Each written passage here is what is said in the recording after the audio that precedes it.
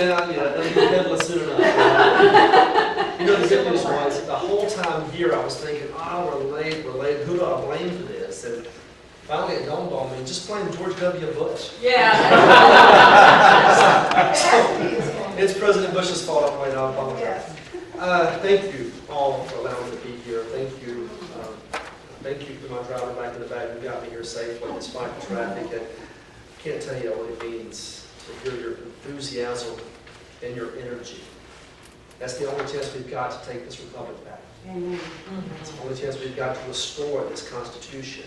And we are going to restore our Constitution. We are going to fight for it.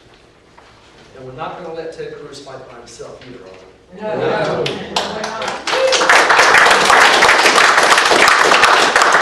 Now, before I get to the issue of the Senate Conservative Coalition, and I'll be happy to answer your questions in that regard in a moment, I want you to do something for me.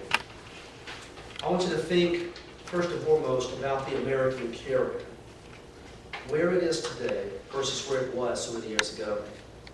To do that, I want you to picture in your mind that rough and tumble individualist that founded this country. Think about that person for a second.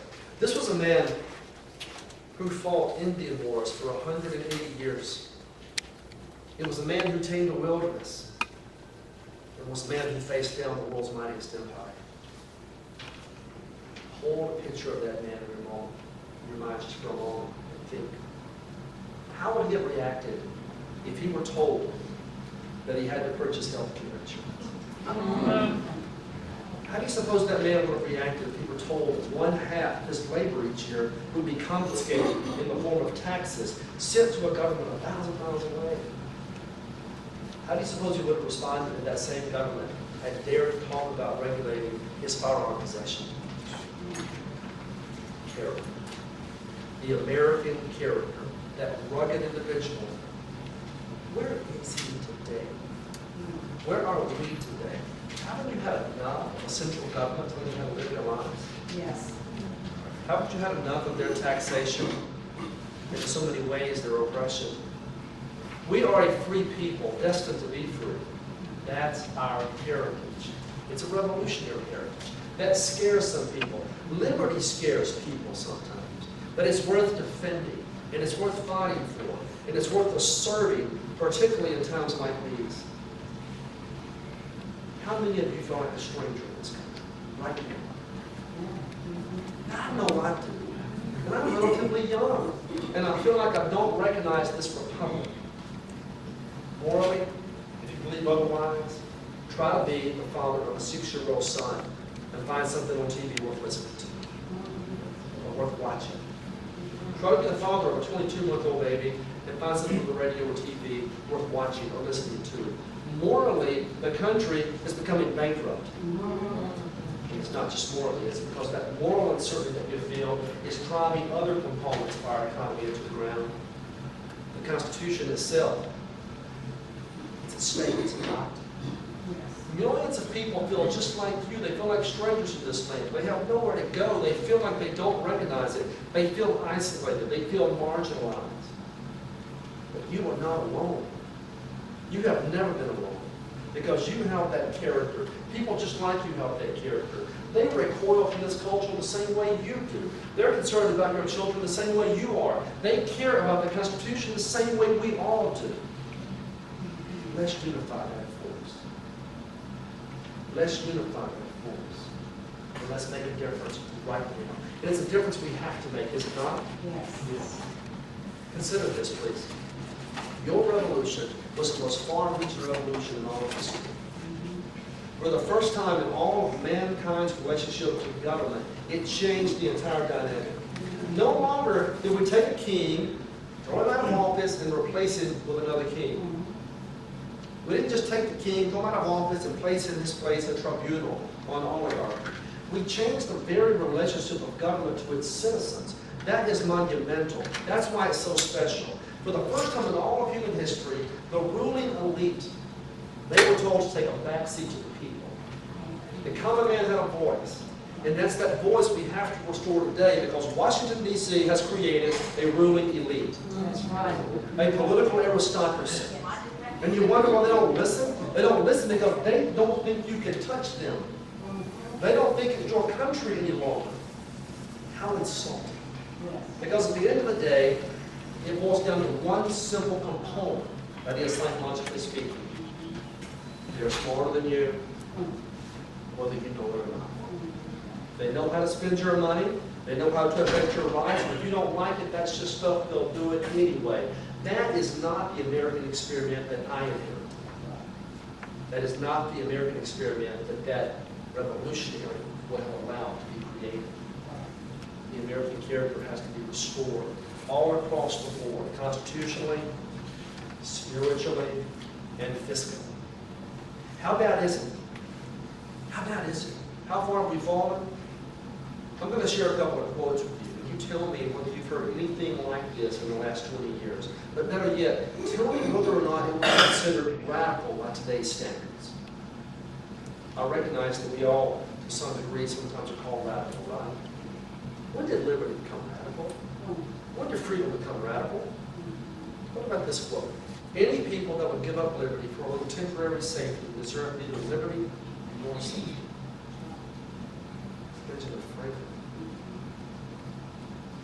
And how radical is that concept today?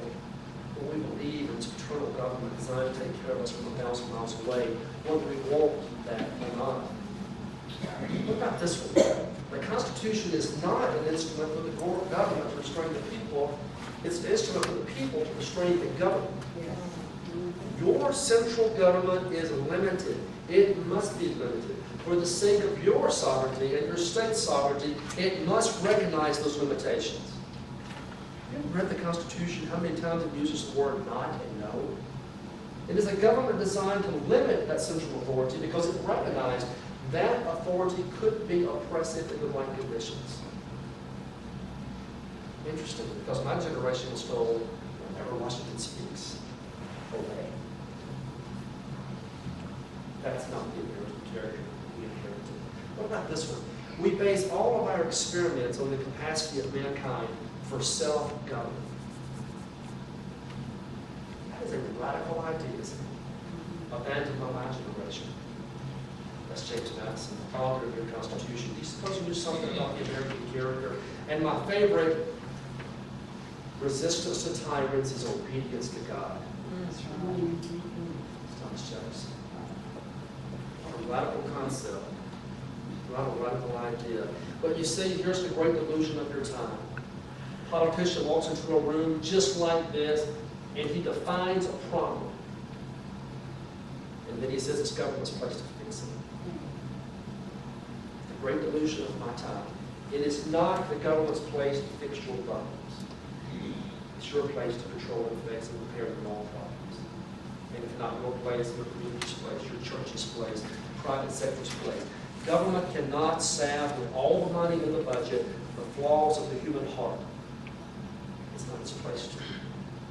But that in turn, because we've accepted that delusion, is the repeal of the shock heard around the world. It's not the suppression of that movement of freedom and liberty that was given to us. The lamps are going out across this republic. The lamps of liberty are going out. Now, how do you refresh that? How do you realign those lamps? You fight. You defend. You fight. Enough backroom deals, enough insiders, enough lobbyists. Fight. Re-engage your culture. There's nothing they can do if the people of this state speak loudly enough. You recognize that, do you not? Yes. Nothing they can do. There's not enough money in the world, enough commercials in the world. How bad is it? How bad have we fallen? Right now, the Internal Revenue Code is a source of force over your life. Law is force. Make no mistake, if you violate it, what happens? You go to jail. Law is force.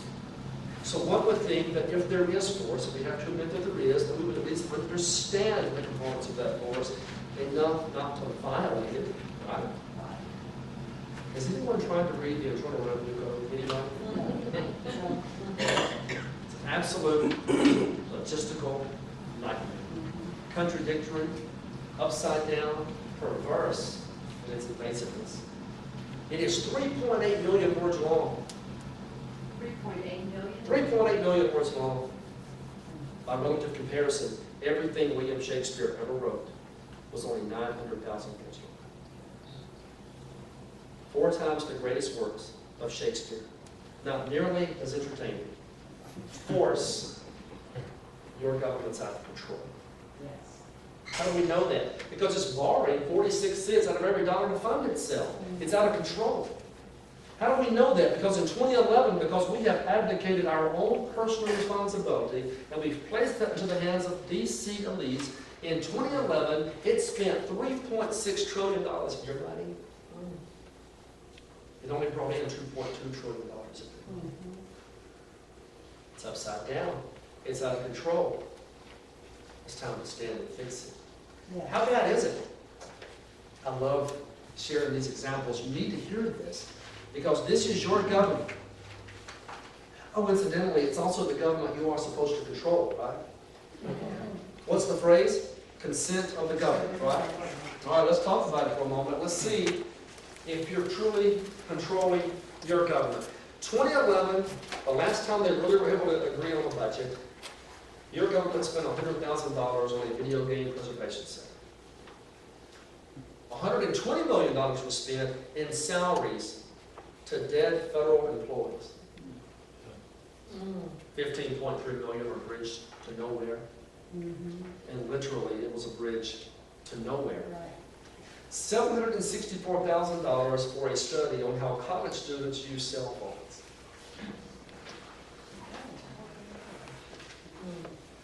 $606,000 on a study about online dating. $484,000 for a pizza restaurant. $48,000 for a second annual Hawaii Chocolate Festival. Too bad Mercer, Pennsylvania didn't get the money.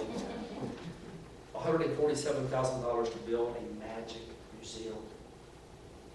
It's my world. My favorite, and perhaps the most alarming, I'm not making this up, I assure you it's in the code, $175,000 to study the link between cocaine and the mating habits of quail.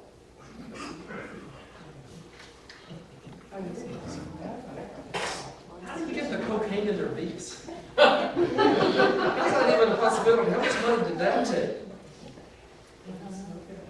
Did you really smoke it or something?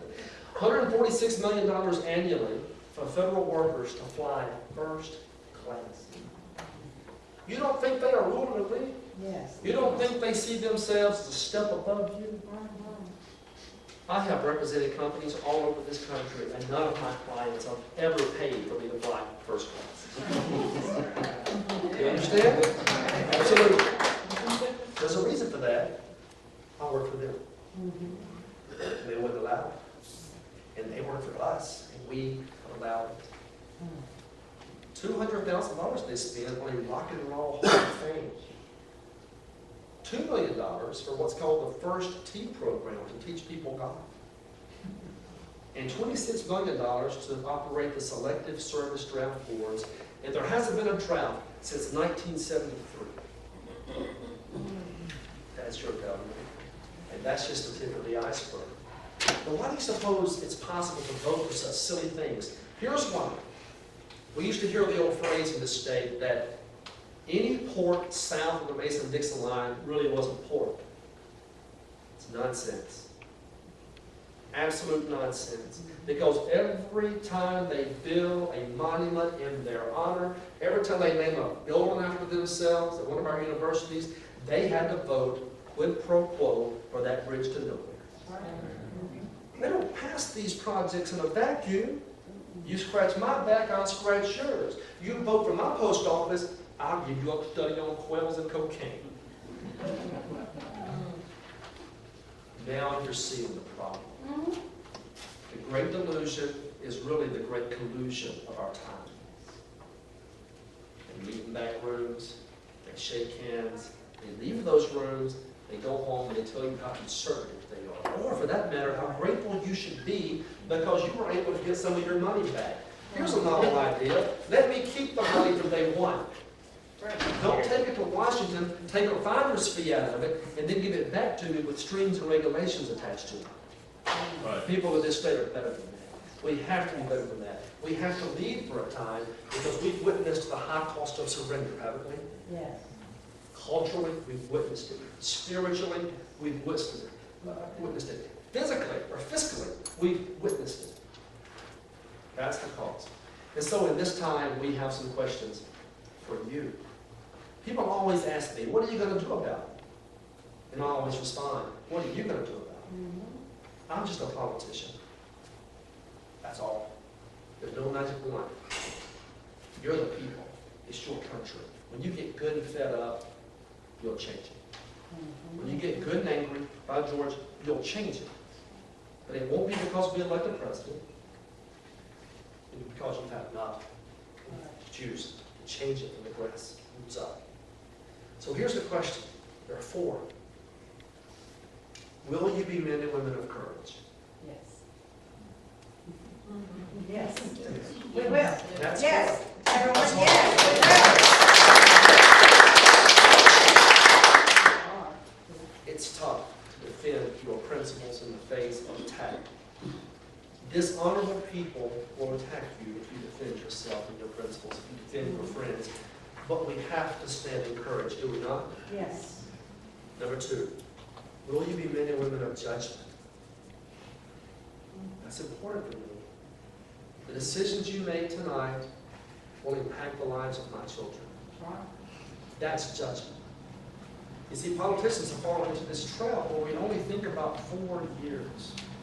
Re-election cycles. It's the most dangerous trap of our lifetime. Yes, it is. Start thinking about this in terms of 20 years, and you'll see the problem. The decision we face as Mississippians is not where we've been. It's where we're going from this day forward. And we have to change our way of thinking. Yes. Courage. Judgment. Will you be men and women of integrity? This is a hard part as well because it doesn't mean perfect men and women. I am flawed. If you're looking for a perfect person, I am not that perfect person. If you believe otherwise, I'm a big Dallas Cowboys fan. And when Tony Romo, when he threw that pick Sunday night, I said things I had no business saying. They weren't there.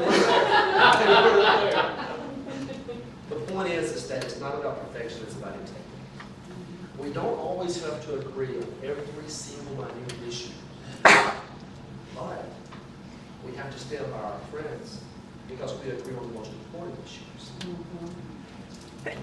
Restore that Constitution, to bring fiscal responsibility back to the United States of America. That's integrity. Don't run out on your buddies just because you disagree on the most minute issues. Focus on the most important issues. And you keep hearing my party talk about the idea of a big tent. They always forget that every big tent has huge immovable poles. We never change those poles. They are permanent. They're not subject to compromise. They're not subject to surrender. And if people don't like our tent, go. That's right. We don't change the poles because somebody moves in and wants to change the color. Right. You understand? Somebody may not like the poles in the tent. Those are our poles. We fight for the tent because we love the poles.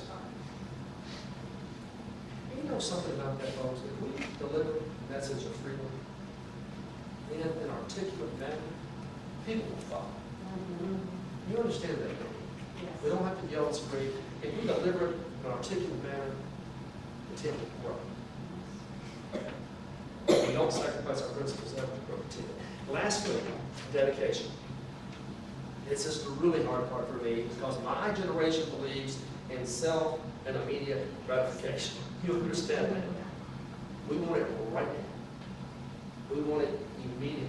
And so when we don't get it immediately, we tend to become discouraged and frustrated. The Tea Party movement birthed itself in 2009. There were 4,000 people roughly at the state capitol. Remember that? Yes.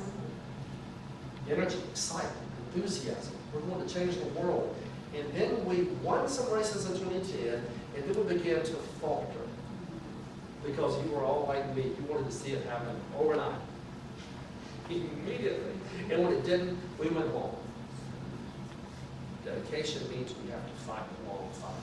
It took the left roughly 70 years to erode this country's foundations. Like waves against a shore. Incrementalism took its toll on our spirit. We may have to fight the same fight over a longer period of time, but we'll prevail if we don't quit. I believe that. And this is a good place to start. Mississippi. You know why? Yes, we've heard the statistics. We have the most impoverished state in the republic. Yes, we've heard the data. We have a terrible educational system, they all say. Whatever the case may be, you've all heard the criticisms of our great state. But there's one thing they can't measure. Our character. You see, there's one place left in the country where a conservative revolution can spring forward. The most conservative state in the republic can lead the restoration of this republic because we are people of character. And that is strength that arsenals can't measure. So that's our fight, Mississippians, right? That's our fight. Not to surrender. We never have we? Our country has called us dozens of times, and we have responded. We have been through terrible tragedies, and we always overcome those tragedies. This is our shining moment to lead for a change. Texas should be leading for us. It's embarrassing. I love Texas. And Ted Cruz is a fine man. We should be leading Ted Cruz. That's right. I love Utah. Utah is a fine state. We should be leading Mike Lee. We are the most conservative state in the republic. Where are our legs? Where's our foundation? Why don't we depend on others to carry on our fight? And so, that's our fight. And we're going to go on to the end, aren't we? Yes. We're going to fight it now in academia. We're going to fight it in the classrooms. We're going to fight it in the newspapers. We're going to fight them with growing confidence in the natural rights of mankind. We're going to defend our way of life, no matter the cost. We're going to fight them in the marble halls of Congress. We're going to fight them in the state capitals. We're going to fight them in the cities and in the streets, in the countryside. And now for a moment, and I do not believe this, that this country is ever subjugated without its liberty, without its freedom, without its constitution. It will be up to a new generation of Americans, with all the power and might and knowledge of the old, to step forward to deliver this country again. It will take a spirit of resistance, a spirit of persistence. That is our fight. If necessary for years, if necessary alone. I believe that. I believe in this country. I believe it's worth defending. It is the greatest country in the whole history of the world. Amen. Exceptional in its culture, exceptional in its religions, and its freedom, exceptional in its people. We have a responsibility to keep it that way, don't we? Yes. Yeah. When people say, why do you travel around and speak to these groups? It's easy. Because it's your government. You are as strong as you want to be. You are as empowered as you want to be. The question is, what will you do when you leave this room? You all have spheres of influence. Everyone. Some people you touch. Some people you control to a certain extent. You don't even know it, but they love you. They want to hear your opinions. Fight. Restore. Demand. And you'll win. And I promise you this, we Mississippians, if we stand on principle every single time, we will not disappoint. Amen. Right. You understand? Yes.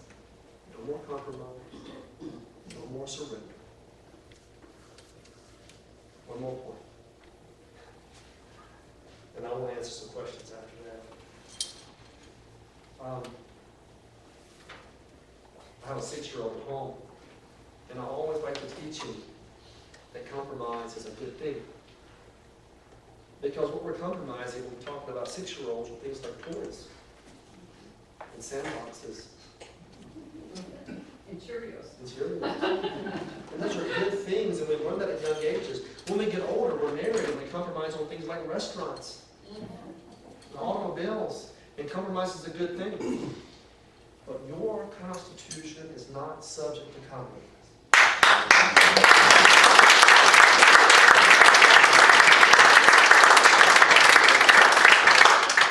And so when the Washington League and the establishment paint that picture, they tell you that somehow you're doing a bad thing because you didn't compromise. You remind them that this country is not subject to backroom deals and backroom selections. That's right. Compromise in that regard is a terrible thing, Yes, it is. and we've seen enough of it. We've seen enough of it. All right, let's talk. Let's talk. What do you think?